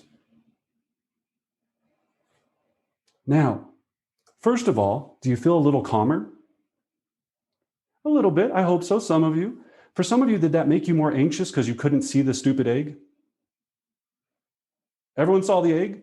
I can't see the egg. It drove me nuts when I first started doing this. I couldn't see the egg. Did any of you, while you were doing it, going, I can't believe I'm doing this stupid act while I've got all this other stuff. I thought this was a business planning clinic and now he's trying, there you go, Christine, yep, right? That little voice in your head, that's clutter, that's anxiety, that's pressure, that's stress, that all of that is all what that happens inside your mind. And with all of the things that we just went through today, are you going to need some focus to be able to accomplish those? So the art of meditation and the art of clearing our mind is so we can cut out all of this chaos and drama and get very clear on what we want. But just like our muscles, our brain is a muscle and we have to exercise it every day. And that simple exercise of focusing on that white egg with your eyes closed. And again, the real exercise is how many seconds can you go without another thought coming into your mind, clouding it? And then how do you come back to the egg? And you're doing push-ups for your brain. We have so much data, everything being thrown out of it. We've got to get this right. Google it. The top Oprah, Steve Jobs, all these, they all meditate because they need the mental strength to do this at a high level. So think about how you can add that into your program, right? When we talk about a cadence of success, how do we get that going? I didn't know the egg wiggled. That's great. Well, we start out with a powerful morning. You want to be a top producer, you have to own the morning. It's where everything changes. So our morning mastery routine for real estate is what we've developed to make sure that you have everything set up to have a powerful structured day instead of alarm goes off, you throw it across the room, a little kid kicks you in the knee, you're freaking out, you're running late, you lost the keys aren't here, oh my gosh. Morning mastery calms all this down so you can be clear on what you want. So we start with meditation. Every day, 10 minutes of meditation. Now, I use the Calm app. I love it. I'm a huge fan of it. I know there's a ton of other apps out there. I need guided meditation. It really helps me stay focused, and it helps me reduce my anxiety, and it helps me sleep better. I wouldn't tell you this if I thought it didn't work. It works. Period. End of story. 5 minutes of affirmations. So now I'm going to tell my mind and what I want out of this day. And if you don't think 5 minutes sounds like a very long time, sit there in the quiet of your own home in your special meditation area and try to do 5 minutes of affirmations. All I do is I set the timer on my phone here, and all I do, and you can see it's already here, right? Just hit the 5 minute thing. I hit start, and this little I have a nice alarm that goes off. It's like when the 5 minutes is over. But I sit there for 5 minutes, hit the start button, and I tell myself what I want the outcome of my life to be. I am the #1 real estate coach in North America. I have the #1 real estate team in Colorado. I am a great leader. I'm an amazing husband and friend. These are things that I have to tell myself for 5 minutes every single day to work on who I need to be. Because I used to make a lot of money a couple years ago and I was a shitty person. I'll be the first to tell you. I just cared about get money, get rich, and get out of my way. And it was great. It wasn't great. It felt great at the time, but it was very toxic. And I lost a lot of different things, relationships. I almost had a nervous breakdown. I woke up one day, thought I wanted to go teach English as a second language because I was so burned out, right? I was like, I'm going to Prague. Because you'll have a meltdown if you don't get this right. Then we need scripts. Scripts and dialogues are going to help us in our real estate universe and make us more confident so we feel better about the things we're doing. We have our whole script book. Check it out if you like. If not, use your own scripts. Find scripts that sing to your heart. If you don't have those, write your own. But test them with somebody so you sound good. Then 2 thank you notes every single morning. So we start with gratitude, clients, agents, friends, family.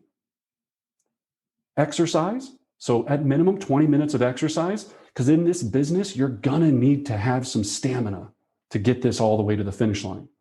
And if your health is not there, it doesn't matter how much money you make, it's not gonna be worth it.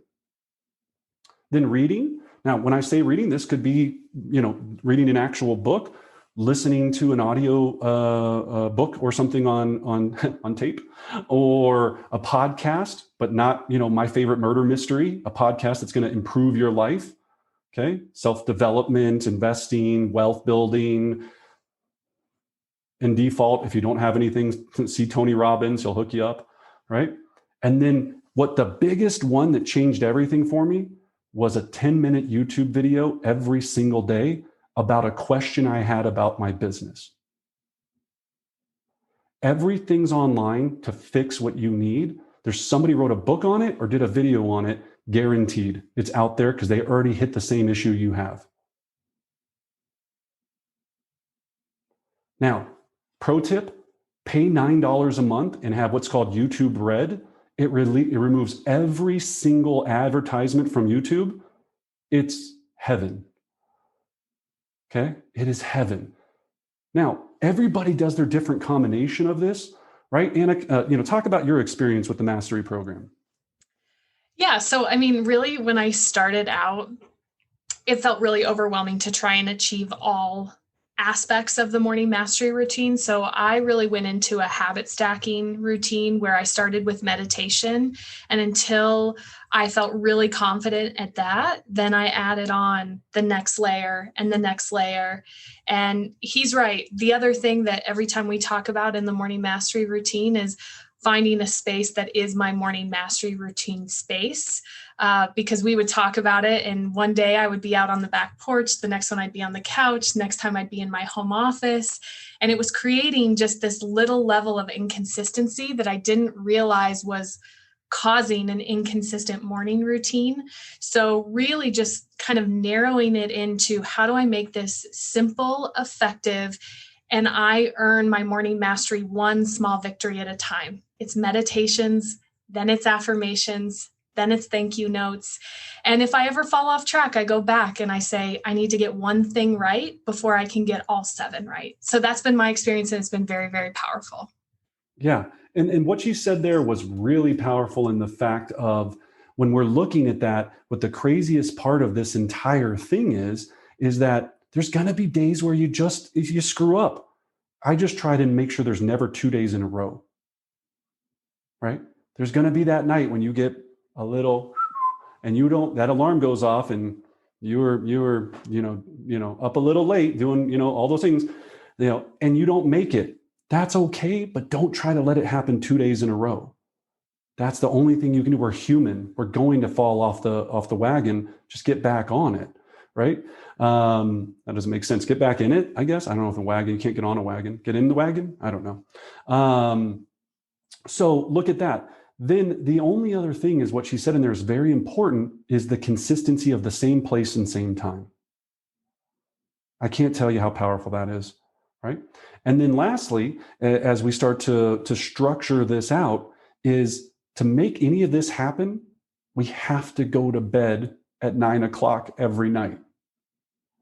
Nothing good happens after 9 p.m. Nothing. I promise you this. I know I love to party more than anyone on here times 50. And I know a lot of people on here know me. I party like a rock star. Okay?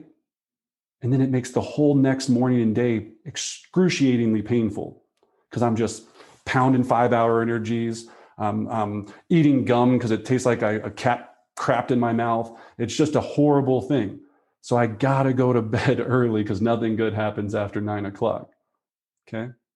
So fix your morning, you'll fix your life. All right. And speaking of that, so January 6th, we're doing our Morning Mastery Challenge, where every day, if you show up, you get an entry on our private Facebook page. At the end of it, we're giving away, I believe, AirPod Pros this time. So you'll get some sweet AirPods to give to you, $250 AirPods or something like that. So join us in January, because that's going to be the hardest one, is coming back from the holiday hangover. Yeah, holiday hangover. All right. So what should your schedule look like to be a millionaire real estate agent? Wait, what time on January 6th? From the hours of 5 to 6 every single day. If you post yourself doing one piece of the morning mastery process, then you get an entry for every single time.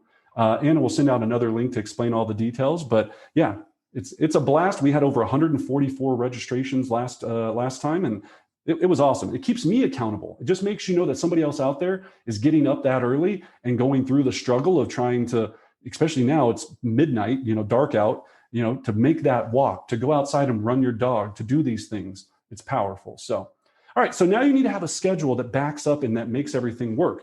So working 220 days a year. And again, we said 46 weeks last time. In this schedule, it's 44. So we're going to allow for 3 weeks of vacation, 3 weeks of professional advancement, and 2 weeks for holidays. Okay. The schedule will consist of the following: from 7:30 to 7:45, review scripts; 7:30 to 10:45, lead gen; 7:45 to 10:45, lead gen. That doesn't mean you have to cold call. I know everybody. Call your database, call your affiliated business partners, call people and have conversations with them about buying or selling real estate. 10:45 to 11, take a break. Check out your fantasy football league. Take a walk. Do something. Get some exercise. Whatever it is. 11 to 12, This is the piece that everybody screws up. Put your people into the system and update your notes. Now, a pro tip on this part, do not update your database while you're making your calls. Keep a piece of scratch paper and write down everything so you can continue to get into what we call flow. You want to be in that lead generation flow where you're just, boom, oh, I just had this conversation going into the next conversation, into the next conversation, into the next conversation, into the next conversation.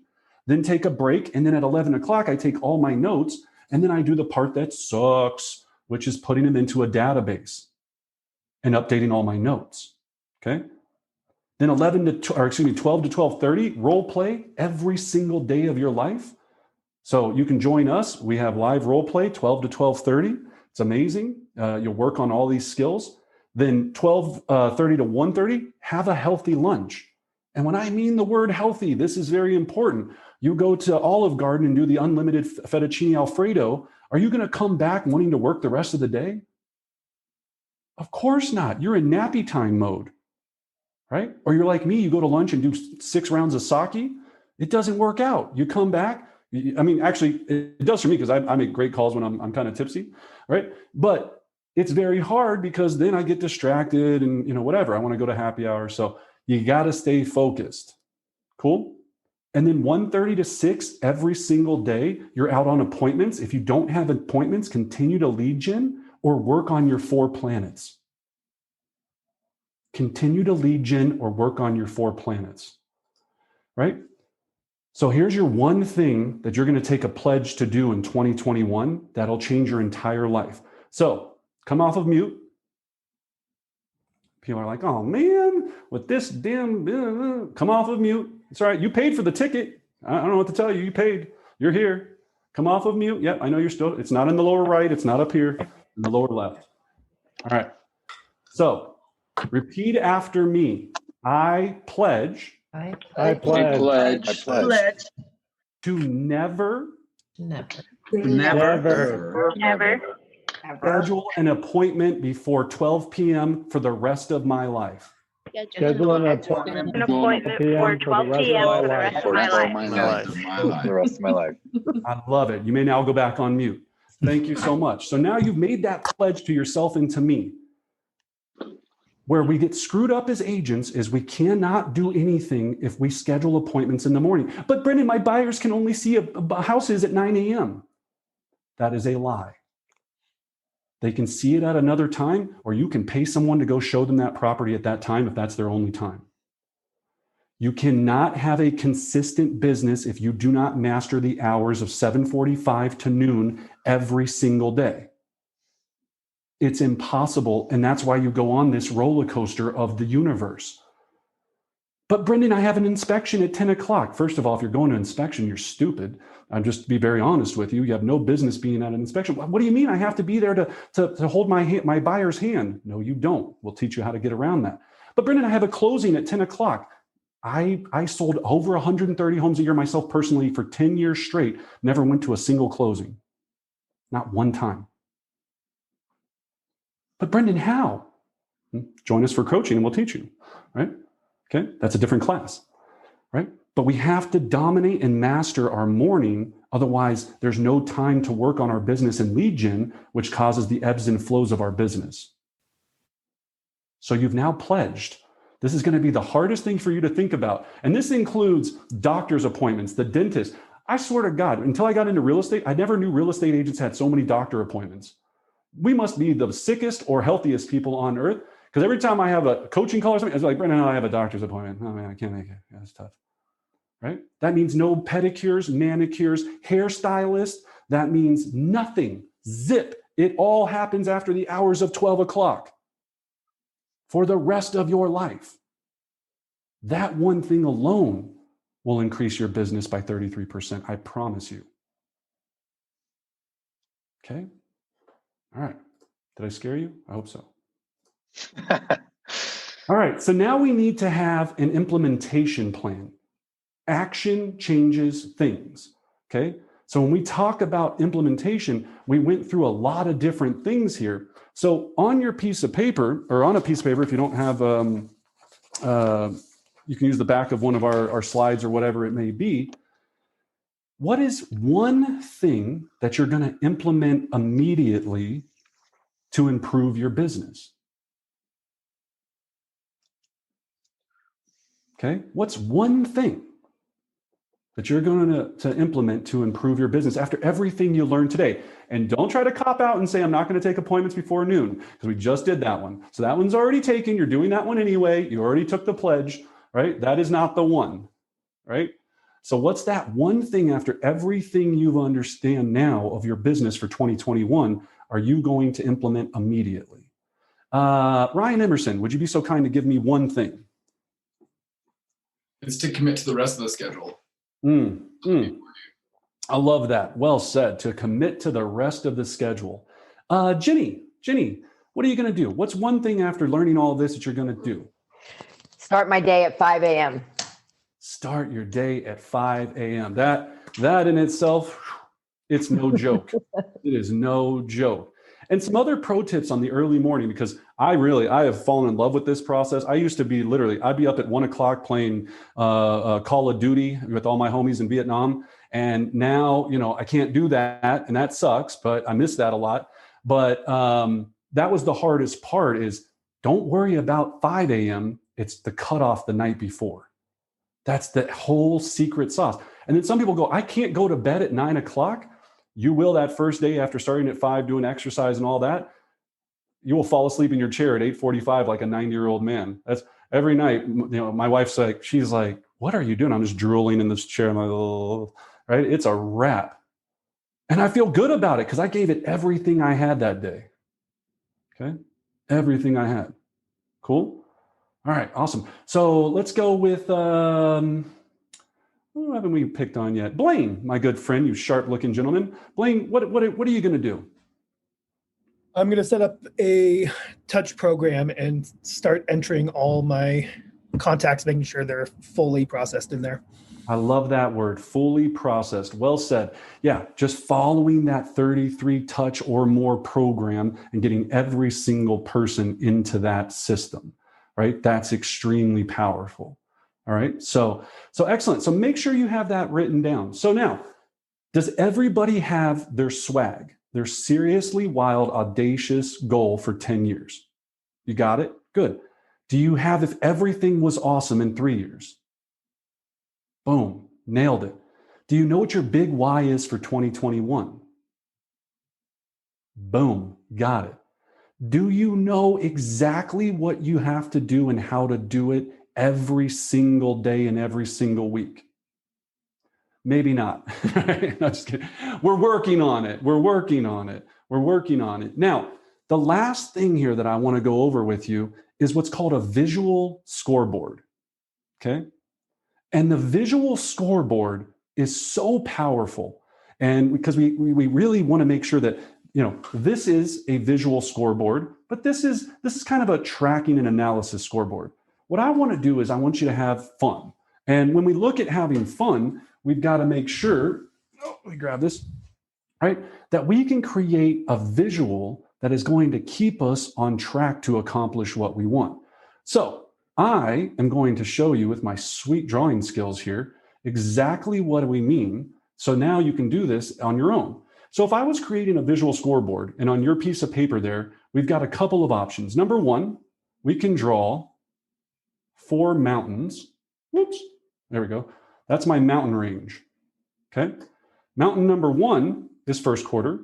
Mountain number 2 is second quarter. Mountain number 3 is third quarter. And this is the very top of Everest at the end of 2021, my fourth quarter, okay? Hopefully you're a better artist than me, right? So I would create this on a whiteboard. I love a nice whiteboard, even if it's the smaller one. It's a really fun exercise to do. You can do this on a piece of paper, construction paper, whatever you need to do. This is one example, and I'll give you a few other. Now, did we identify your KPIs today? Yes? I hope so. KPIs could be amount of people put into the system, mets and haven't mets, contacts. But let's just say in the first quarter, right, in the next 90 days, that my KPI is to have 30. Well, let's make it even easier. Let's do 1 a week. I want to start out slow, again, 5 pounds before I try to bench press 500. I'm going to make sure I have 12 people, 1 a week, processed on my 33 touch system. Okay. So on my map, I'm going to draw my little path to my mountain, my first summit, and I'm going to draw my path and I'm going to number it 1, 2, 3, 4, 5, 6, 7, 8, 9, 10, 11, 12, right? And sorry, I'm doing this with a mouse. It's much cooler when we do this live and in person, right? So now you've got a visual scoreboard that you're looking at and you're going, if I just do that, when I get there, and this is where we go, Pleasure Town, I get what reward? Well, that's a terrible P. Pleasure Town. What is my reward? This could be you go away to the mountains for the weekend. I love it on Parks and Rec. Treat yourself. This could be a treat yourself day, right? You get to go to full spa day, manicure, pedicure. So there's got to be a pleasure at the top of Pleasure Mountain for once you get there. Cool? But you're going to be focused on that singular KPI that is going to help you get to where you want to go. Then for the second quarter, right, you're going to continue your journey up the mountain. And if it's just 12 again, that's great. If that's it, excellent. You're going to nail that. Same thing on the third. But by the end of that year, let's just say if it was simply 12, you added 48 METs to your very specific, beautiful 33 touch program after climbing all 4 of these summits. And when you get to the pleasure, Everest, you go on a vacation for 2 weeks or a week because you did all the right things and you deserve it.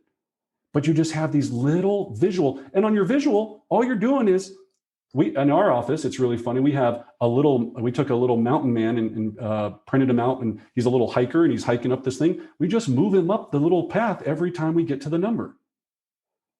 Then we have 2 KPIs. One is METs and haven't METs. And then the second is how many people we put into the system, new leads, whatever it is, and nurture them 100% with our system. So we have that. So the other path we have is a little cougar sticker, and the cougar's trying to make it to that mountain. And there's a different metrics for that cougar getting there. So all I'm trying to do is just make sure you're clear that you can have fun with this. But visual is powerful because every day you walk into your workspace, every day you walk into wherever it is that you're going to see this, it's a constant reminder when you're staring at it and you're going, I'm on track, or I'm behind, or I'm just not quite there. What do I have to do? Because that's the one thing I should be doing that's going to create all this success for me. Okay. Questions on the visual scoreboard, besides how beautiful mine is? I had a quick question. So you said you had 2 metrics. You're tracking the METs and haven't METs, and then new leads? Yeah, so what we call processing a lead 100% or nurturing a lead 100% with our system. So for my organization, we know for every 21 people we put into our CRM and put our system on it, and we do, text campaigns, email campaigns, we have a very extensive system. For every 21, we close a transaction. So if I know that my goal is to close 300 transactions in 2021, then I know as my team, you do this as an individual, but as my team, we have to have X amount of people put into our system and processed 100% for us to accomplish that goal. And I can tell you, it works out every time. We've literally run the stats, because easy way is think about how many people you put into your CRM this year, right? Just go back. If you are having a CRM, let's say you're using Command, Boomtown, Craig's, Real Geeks, or I know we have some people on here from Remax and other companies. Whatever it is your proprietary database system is, look back and see how many people you put into the system, and then how many closed deals did you have this year, and now you have a number for what that is. It's kind of interesting to look at. If you close 12 deals and put 100 people in, what's that number? Then you can kind of start gauging, what do I need to do for the next 12 months? If you have no idea what I'm talking about, then this is the year that you start tracking things that you do. So next year you can have a very sophisticated plan that's very, very detailed. All of us can accomplish anything we want with a plan and a very, very specific amount of effort on the right tasks. But I give this analogy all the time. So Stephen Covey, the 7 Habits of Highly Effective People. If you have not read that book, listen to it or read it at least 3 times. It took me like 10 times before I actually got it. Okay. But he gives this example of a glass jar, right? I'll just use my tea glass here, right? So he has a glass jar. And what we need to look at is making sure we put our rocks, our big pillars of what we need to accomplish, our KPIs, into the jar first, and then fill the sand in around it. What a lot of us do is we allow the day to be filled with sand, and then after a while, we try to shove the rocks in. And when that happens, we're very ineffective. So you start with your rocks first. And if it was me, and I look at my 2021 calendar, my 4 big rocks would be, if everything was awesome in 3 years, right? I'm going to start with those rocks, put them in my vase, and then make sure they're in there first and on my calendar that I'm accomplishing all my goals to hit those, and then allow the sand to pull in on everywhere else. Okay? So I just want to say thank you guys so much. It was an absolute honor, and I appreciate you sharing 2 hours with me today. If there's anything that I can do, Anna can do to help you progress your business, we're always here for you, right? We're always ready to help. Let us know what you need. Think about your plan, and don't just leave today and go, great, I'm done. Check that off the list. Get visual. There's 3 sheets that'll help you here. Focus, right, on your numbers, know them. Then your visual scoreboard, right? And then your weekly focus sheet. Find an accountability partner or join our elite group coaching program. Again, we have amazing sessions with so many great agents. Join our group and we'll force you to do it so you don't have any excuses. We'll be there every week to slap you in the back of the head and say, just do it. Right? I have a coach. He slaps me every week. What am I doing? I pay him $3,500 a month, every single month, to slap me in the back of the head. So think about, what's that accountability going to look like for you? Let nothing stop you. Stay crystal clear on your vision. And for each of you, I wish you great success.